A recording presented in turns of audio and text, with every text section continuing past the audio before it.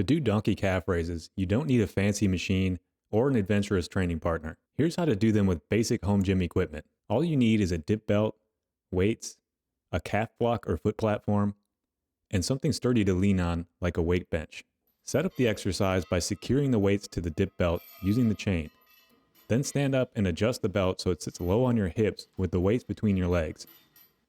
Next, stand on the calf block with your feet about shoulder width apart and toes pointing straight ahead or slightly out.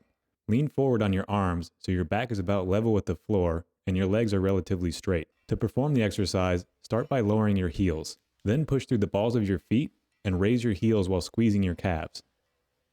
Think about pivoting around the joint between your toes and the arch of your foot, instead of trying to stand on your tippy toes. I like doing this exercise without shoes so my foot can flex in the right spot and make better contact with the platform. Your knees should be slightly bent, but not locked out.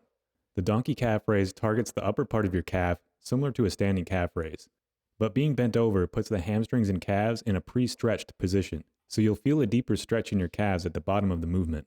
After completing your reps, carefully step off the platform and remove the weights from the dip belt.